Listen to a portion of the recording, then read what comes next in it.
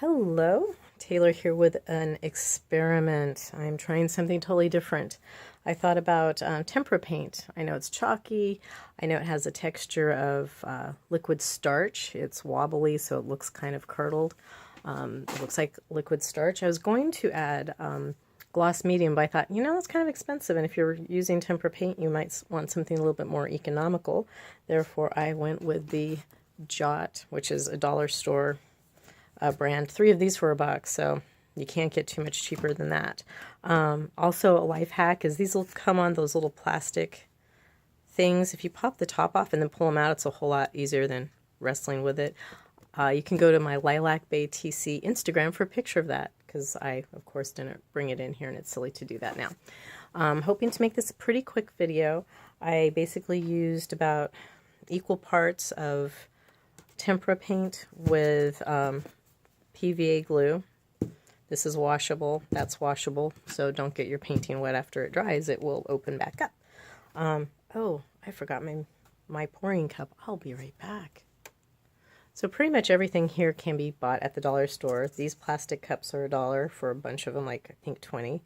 These are, the sticks are $1. You can get them in a bunch. I don't remember how many. The little paper cup things, I don't want to spill it. I'll show you later.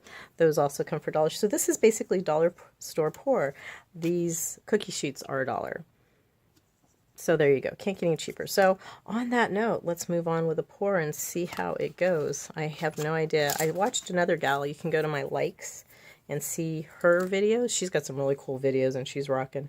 But I noticed that she put Floetrol in with her her tempera paint, and it went from being like the consistency of liquid starch to being really marshmallowy, and it looked like it curdled. And I had a similar experience when I mixed Floetrol and PVA, so I recommend not doing that.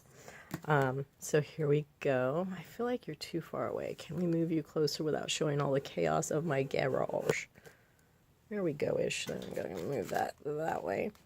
There's my shot on the diagonal. Anyways, yeah, I'm in my garage. It's a bit warm. Playlist for tonight is going to be, which you won't hear, so you can look it up, retrococktailhour.org. That's the playlist, and you can pick any of them because they're all pretty fun. Okay, here we go. Let's see, is it still... Now I noticed I didn't add any water at all to this, and we've got a pretty good consistency here. Woo! So we're just going to rock it. I'm not using any white because I didn't get any white tempera paint. I bought a 6-pack, and this is what it came in it. So again, fun experiments, equal parts PVA to tempera paint. It's almost, hey, it's a Barney throwback. Tempera paint is very chalky because I believe it is made with chalk. I'm not sure what the binder is. It's generally washable paint. So that's something. Orange I always have a weird relationship with. Orange and pink, sometimes yellow. I don't know what it is. I'm not adding any silicone. I'm not adding anything. I hope it doesn't mud out. It looks like it has a lot of potential for mudding, but it looks like we might get some bubble cells. Okay. I'm just going to max out this cup because I want to totally cover the canvas and have a lot of overflow.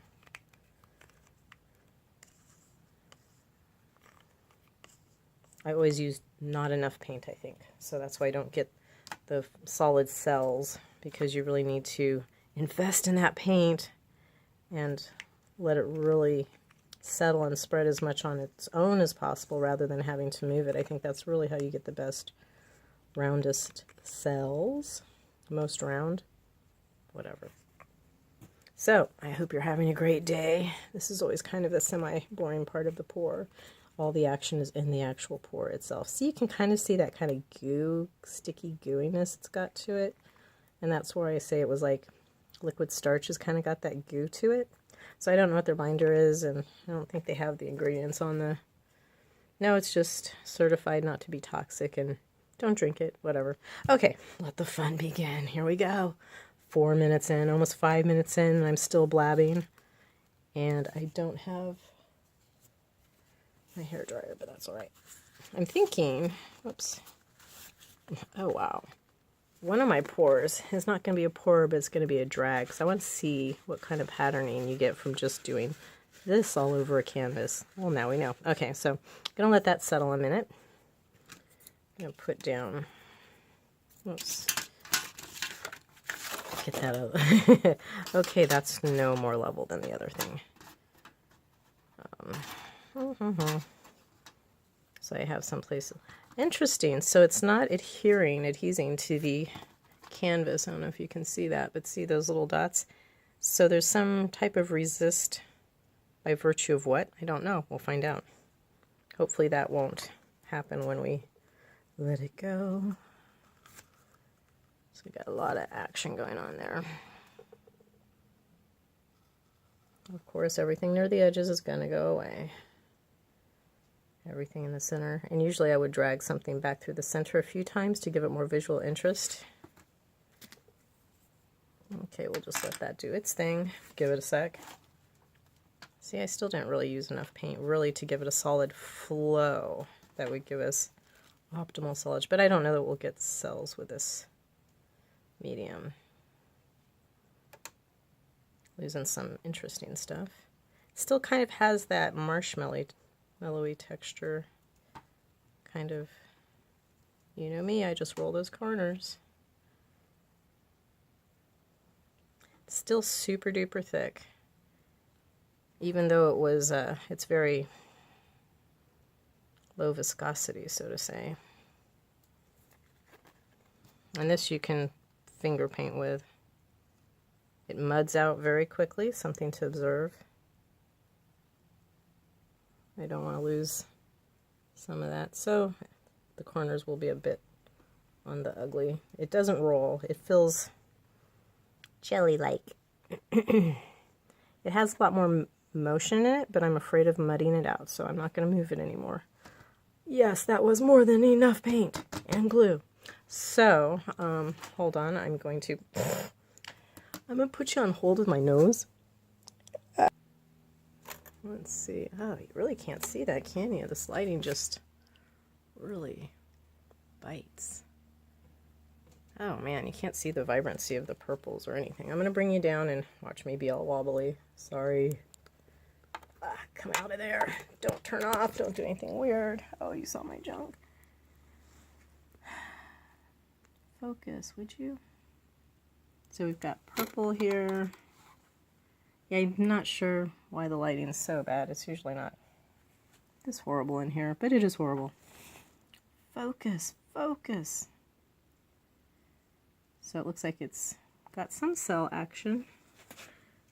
Wow, this is just so fuzzy. What the heck? Huh.